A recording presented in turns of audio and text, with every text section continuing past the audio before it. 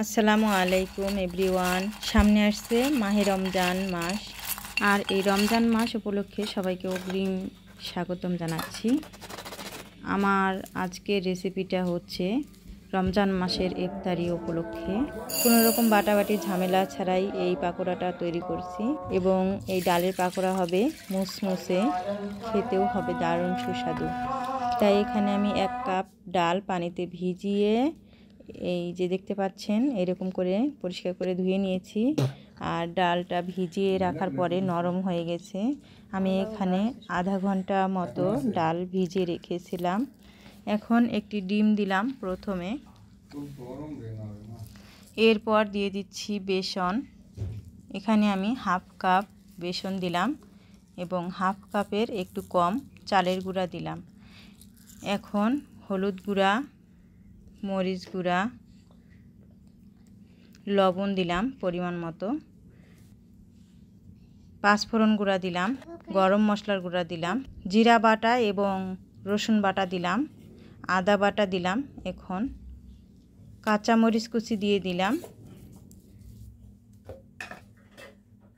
পেঁয়াজ কুচি দিলাম,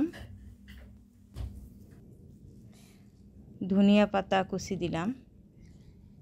আপনারা চাইলে এখানে ধনিয়া গুঁড়াও ব্যবহার করতে পারেন। এখন ভালো করে সবগুলো উপকরণ আস্তে আস্তে মিশিয়ে নিব। কোনো রকম পানি দেওয়া যাবে না, তাহলে কিন্তু মুসমুসে হবে না। আর বেশি আঠালো হলে আপনারা আরেকটি ডিম ব্যবহার করতে পারেন, কিংবা সামান্য পানি ব্যবহার করতে পারেন। এখানে এই পাত্রটিতে মাখানো যাচ্ছে না ভালো করে, তাই আরেকটি বড় পাত্র নিয়ে নিলাম। আর এখানে চালের গুঁড়া দিলাম, আদব চালের গুঁড়া।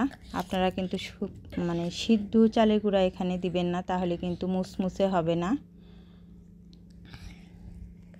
এখন একটু সময় নিয়ে এই ডালের পাকোড়ার বেটারটাকে মাখিয়ে নিতে হবে। আর আমি যে প্রসেসে এই কোনো রকম বাটাবাটি ঝামেলা ছাড়া ডালের পাকোড়া তৈরি করছি, আপনারাও এইভাবে তৈরি করে খেয়ে দেখবেন, অসাধারণ লাগবে। এখন ভেজা হাতে আমি অল্প পরিমাণে নিয়ে এরকম তেলে ভাপ করে গরম তেলে দিয়ে দিচ্ছি এক এক করে।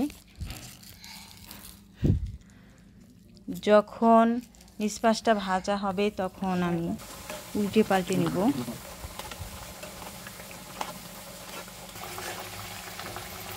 আপনারা চাইলে এইভাবেও ভাজতে পারেন, আবার চাইলে ছোটো ছোটো করে ভাজতে পারেন। আমি আরেকটা রেসিপি, এই আস্ত ডালের পাকোড়ার রেসিপি শেয়ার করব আপনাদের সাথে। আর রেসিপিগুলো যদি আপনাদের ভালো লেগে থাকে, প্লিজ সাবস্ক্রাইব ও লাইক করে আমার চ্যানেলের পাশে থাকবেন, কারণ আপনাদের উৎসাহ আমাকে অনেকটা এগিয়ে নিয়ে যায়। দেখেন এরকম যখন সুন্দর একটা ব্রাউন কালার হবে তখন তুলে নিতে হবে। দেখতে পাচ্ছেন শব্দটা কত সুন্দর। আমার বর এই ডালের পাকোড়াটা খেয়ে বলেছে অনেক টেস্ট হয়েছে।